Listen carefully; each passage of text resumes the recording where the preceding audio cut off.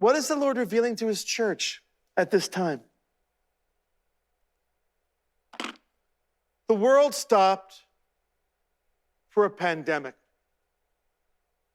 The church took note, and really, I think maybe if anybody was watching who is a disinterested party would say, oh, it seems that the biggest impact the pandemic has made on the church is that they're peeved because they have to wear masks, or they can't sing in worship, or their freedoms are infringed because they can't assemble. All real issues dealing with constitutional issues. Again, Constitution versus the government, the governor, the executive, or the judicial infringing on what the legislature has designed.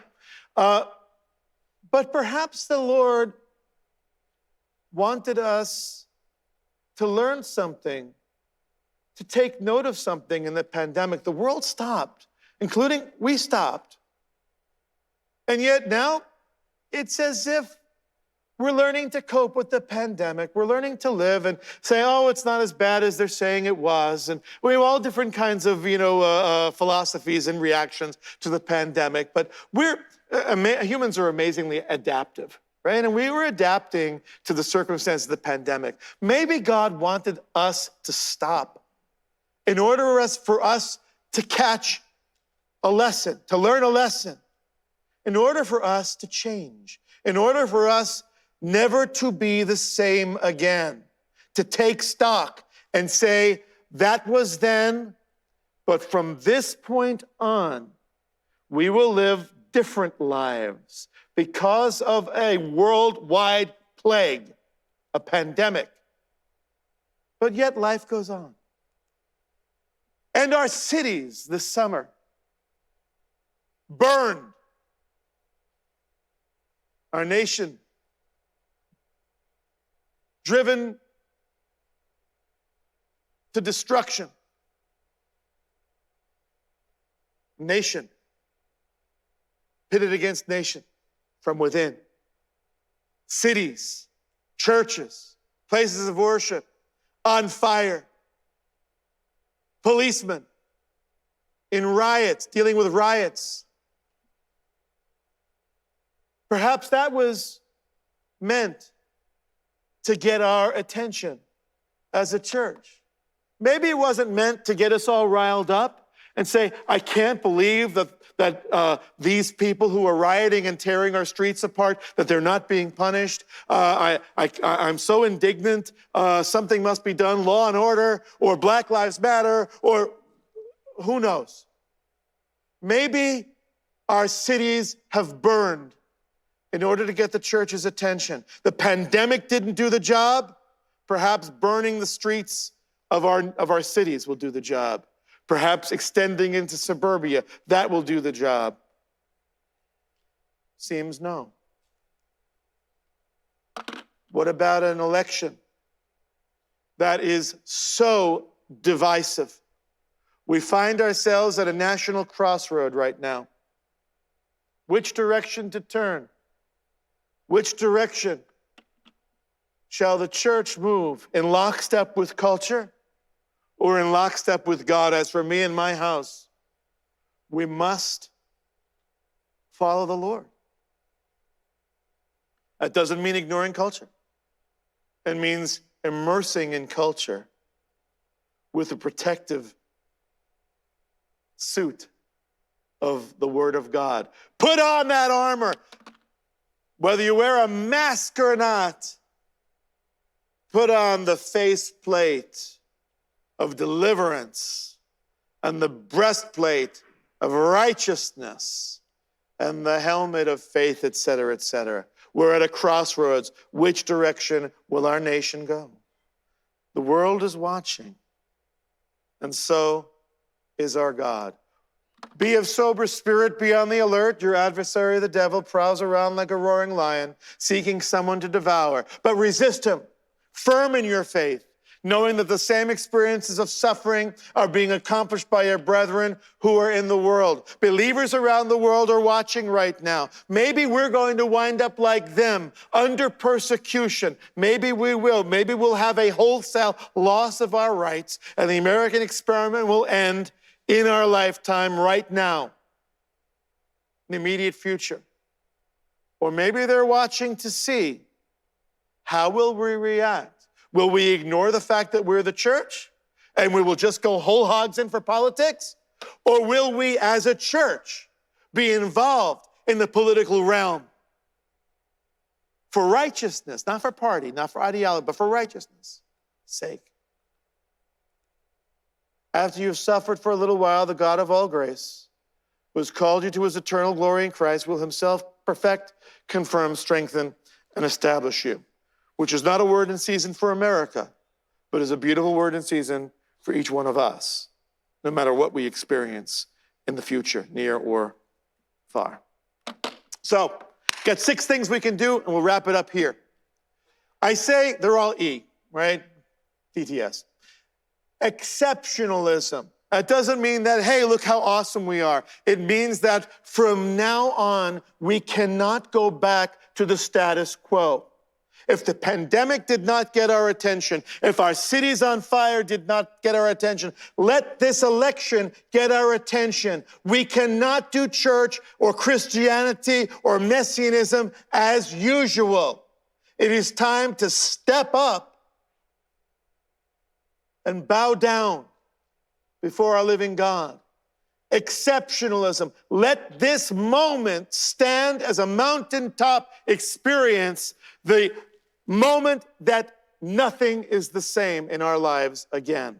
That the church really is the church. That we really do believe in prayer, not just lip service, but lip worship. Expectation. We must expect that God is going to act. We must expect that God is going to answer our prayers. Ultimately, we know that it will be his will that will be done. But Abraham has shown us the way. Sometimes Abram's will was congruent. Sometimes our will is congruent with God's will. May his will be our will. We must expect that God will answer us. Education. If we do not want our next generation, let's say we're very successful and we're able to save our nation. If we do not want our next generation to squander every gain that we've met by continuing and learning how to be a good Marxist and fall in line and critical race theory and all the nonsense that they're being taught, even believers, we must double down on the education of our children. Parents, grandparents, know what your children are being taught in their schools, in public school, in private school. Ask the question. Do not accept for one moment the great answer that every child gives you, including myself, from time immemorial. What'd you learn today? I don't know. No. That is not the answer to the question. What did you learn today? You must receive an answer because you must answer for their education. And that goes for church as well. That goes for us as well. Why are we up here every week asking, please, look at our children. They need education. The investment that we make in our children today will pay off for their children if we do not train them up now in the way that they must go. They will quickly depart. If you think that 45 minutes an hour every week is going to be the spiritual education that's going to be able to counter what our culture is feeding them in the world of entertainment, in the world of music, in film, in TV, in school, the critical race theory, the white fragility, all the other nonsense monkey business, the Marxism, the socialism. So we better make that hour that we have every week count. So I want you to think about that, and I want you to pray about that. What can you do to help support the education of our children? Evangelism? We give a lot of lip service to evangelism. We believe in evangelism idealistically and theoretically and abstractly, you bet. But as far as actually going out and actually making that water cooler conversation about the Lord or about the things of the Lord, well, that's really kind of closed-minded and that's really narrow and it really wouldn't be accepted, wouldn't go down so well. No. Who are you worried about disenfranchising you? We're about to be as disenfranchised, we're about to be as canceled as culture can get. It's time to speak up for the Lord because we're never going to win this on intellectual argument. We have to change hearts and minds. And hearts and minds are changed only by the Spirit of God. We cannot change people from the outside in, only from the inside out, and that's not our job, it's the Lord's job. But how will we have revival? How will we have faith in our culture if we do not share our faith? Engagement. And by engagement, I'm not talking about evangelism. I've already said evangelism. I'm talking about political engagement.